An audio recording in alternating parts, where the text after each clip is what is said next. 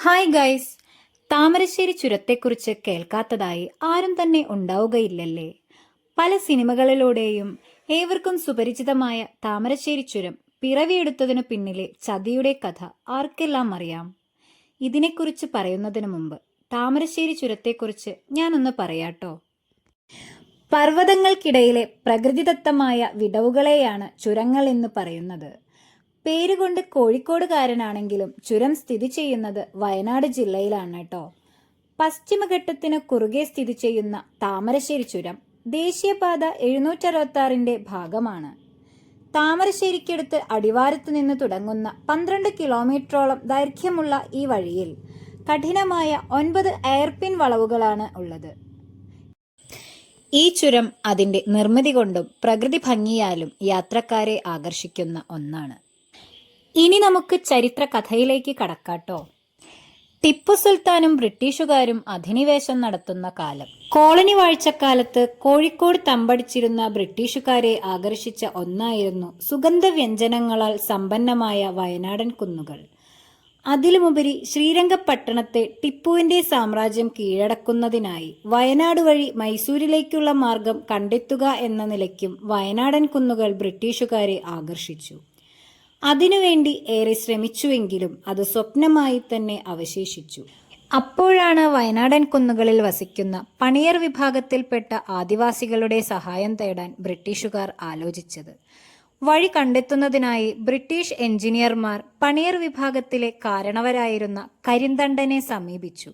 അങ്ങനെ കരിന്തണ്ടന്റെ സഹായത്തോടുകൂടി ചരിത്രപാത യാഥാർത്ഥ്യമായി.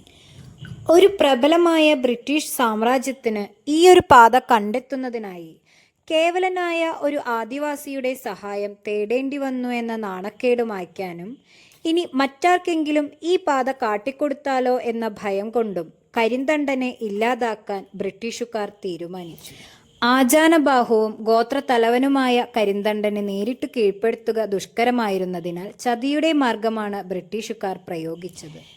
കരിന്തണ്ടൻ തന്റെ അധികാരസ്ഥാനത്തിന്റെ അടയാളമായി ഒരു വള ധരിക്കുമായിരുന്നു.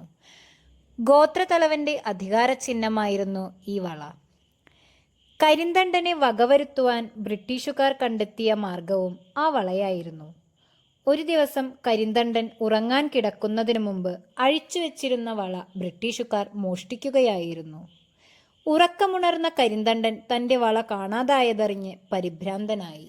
അധികാരത്തിന്റെ ചിഹ്നമായ വള നഷ്ടപ്പെട്ട തനിക്ക് ഈ കുലത്തിന്റെ അധിപനായി ഇരിക്കാനുള്ള യോഗ്യത ഇല്ലാതായിത്തീരുമെന്ന് അറിയാവുന്ന കരിന്തണ്ടൻ അതീവ വിഷമത്തോടെ മാനസികമായി തളർന്നു. ഈയൊരു സാഹചര്യം മുതലെടുത്ത് ബ്രിട്ടീഷുകാർ കരിന്തണ്ടനെ വെടിവെച്ച് കൊല്ലുകയായിരുന്നു. പിന്നീട് ബ്രിട്ടീഷുകാരുടെ ചതിയാൽ കൊല്ലപ്പെട്ട കരിന്തണ്ടന്റെ ആത്മാവ് ഗതികിട്ടാതെ അലയുകയും അതിലൂടെ പോകുന്ന വാഹനങ്ങൾക്കും ആളുകൾക്കും ഭീഷണിയായി എന്നും ഒടുവിൽ പ്രശ്നവിധിയായി ആത്മാവിനെ ഇരുമ്പു ചങ്ങലയിൽ ബന്ധിക്കുകയും ചെയ്തു എന്നാണ് പറയപ്പെടുന്നത്.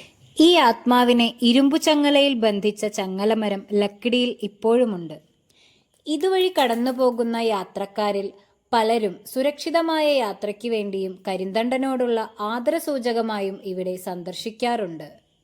1700 മുതൽ 1750 വരെയുള്ള കാലഘട്ടത്തിൽ ഇദ്ദേഹം ജീവിച്ചിരുന്നതായി കരുതുന്നു.